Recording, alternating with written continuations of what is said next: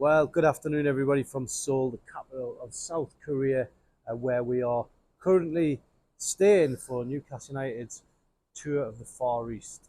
We've been to Singapore, that was last weekend, and we've been here for one game now, which Newcastle lost 1-0 last night to the K-League. K-League 11 players voted for by the supporters over here, and they did the job. They beat Newcastle 1-0, and it was a bit of a disappointing display for Newcastle, if we're being totally honest. You'd expect them to get a result here, or at least get on the score sheet. They just couldn't do it. It was just a unbelievably hot and humid, sticky night, and it was just, yeah, not great from a Newcastle point of view. And it's been a difficult trip, really. It's been demanding. The heat is just unbelievable. It's still, I mean, it's nearly 5 o'clock now here, and it's absolutely red hot. Still 35 degrees. I mean, even in the evening times, you feel like you're still uh, getting hot under the collar, and it's unbelievable. And Newcastle certainly got hot under the collar last night when Sula squared up to one of the K-League players in the closing stages to cap a frustrating night. And yeah, it was a tough night all round. I mean, just looking back on the game, I mean, the goal Newcastle conceded was avoidable, but they just didn't have a response. They did create a couple of chances, but ultimately, you've got to put those chances away. You've got to put those opportunities away, and Newcastle just haven't got the man to do that at the minute. Will Sula's having a bit of a drought in pre-season, and it's obviously not good for him coming at this moment in time when he's auditioning for that place in the Premier League team, because we don't know what's going to happen with Alexander Isak. So yeah, lots of talk of the Isak situation still. Last night we spoke to Eddie Howe in his press conference. So yeah, not for the first time on this trip, Eddie Howe was talking about um, Alexander Isak. It's almost like it's kind of wearing him down a little bit, having to answer all these questions about Isak, who's simply, not looking like he's going to return to the squad anytime soon. He's certainly not coming over to the Far East, so that is a problem for Newcastle. I think, respectfully, they've stood by the sort of injury line, but ultimately for Newcastle fans, they want to see him back on the pitch. They want to see him committed. Are we going to hear from him at any stage on this trip? But lots of Liverpool fans waiting to see if there's going to be a bid. Eddie Howe saying there's been no formal approach. There's been no contact for Alexander Isak. So we're just going round in circles, really. Alexander Isak not here. Um, Wants to explore a move, but at the minute there's no formal bid on the table. So, are we going to have to wait until Liverpool move players on, or are we waiting for Liverpool to raise funds? What are we waiting for at the end of the day? Newcastle fans don't really care about Liverpool's transfer situation. They just want to see their star player remain at the club. I mean, Newcastle were always looking for a forward anyway to replace Callum Wilson.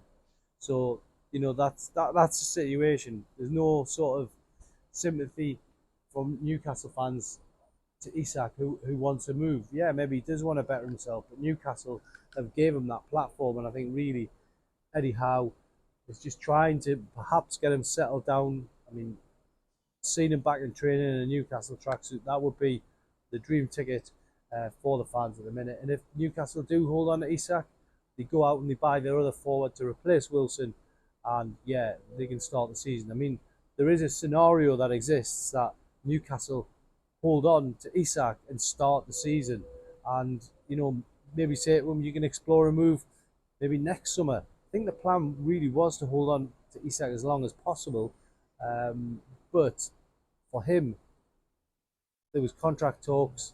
Those contract talks stopped.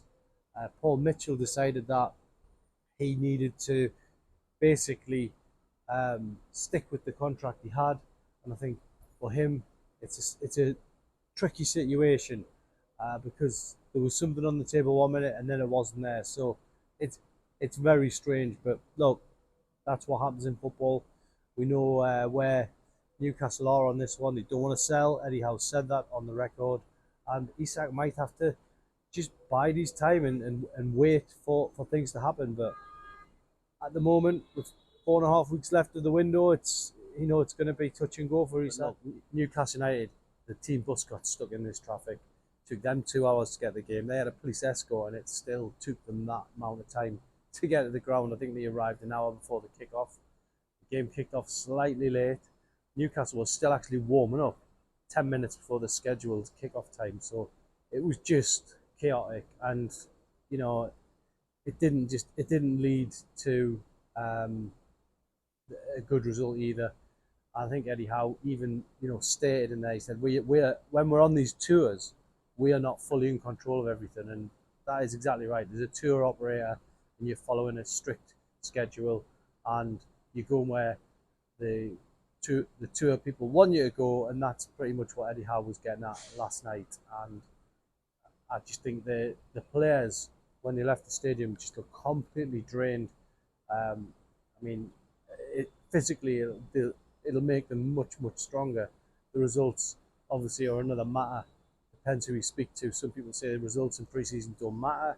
Some people believe they're important. Certainly, when I was speaking to Kieran Trippier the other night, he was saying, "Look, results are important." He was correcting me on it. So that's what the senior leadership group have been saying about the results in pre-season. So it now comes down to, can Newcastle start getting just something to build some confidence? I thought the Arsenal game the other night in Singapore was really good.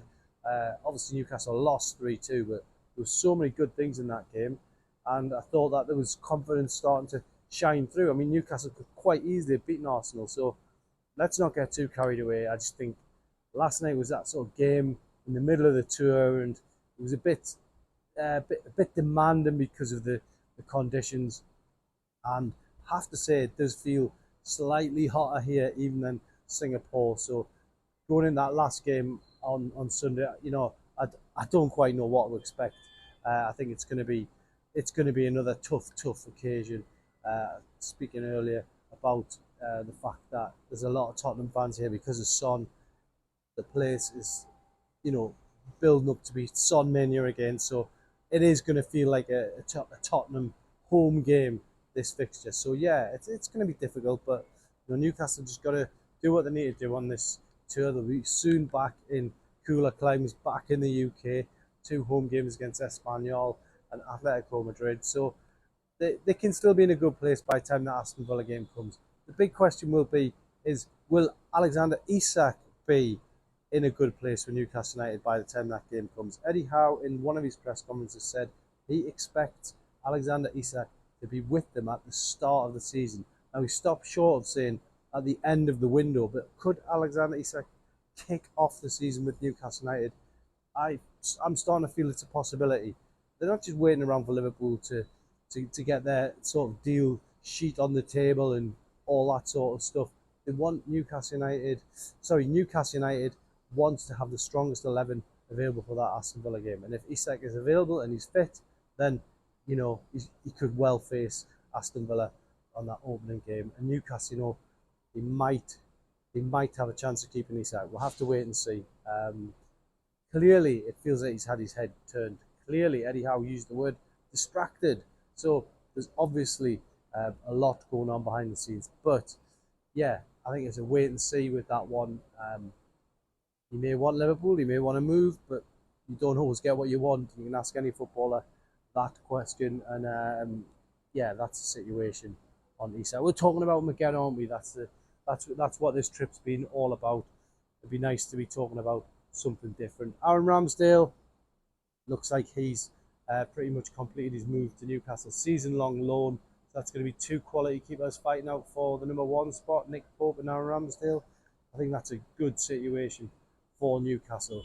Yeah, if you want to pop me a question below, I'll answer it. I'm going to do a Q&A at some stage as well, whether it's at this end or whether when I return back to the UK, we'll resume what we've been doing anyway. And there's a few regular watchers and viewers who do drop me a question, so feel free to join them. It will get answered, and I do appreciate you watching and reading everything we've had on Chronicle Live.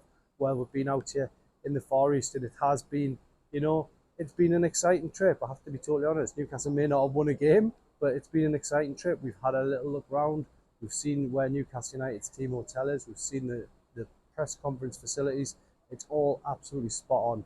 Just the heat has been the big factor for the players, and there's even public health warnings. Again, this morning my phone pinged. Public health warning: do not exercise outside during the day. Make sure you're indoors. Make sure you have plenty of water.